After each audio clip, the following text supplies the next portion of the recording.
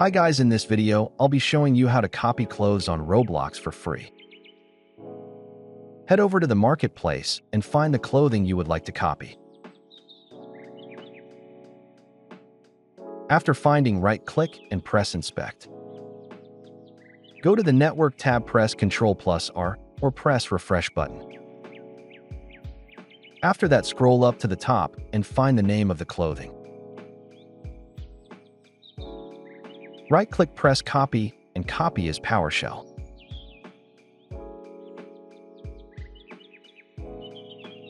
Press Start now. Enter the file and your password/PIN. Press Submit. After it says Success, there will be the clothing template pop up. Hope you enjoy.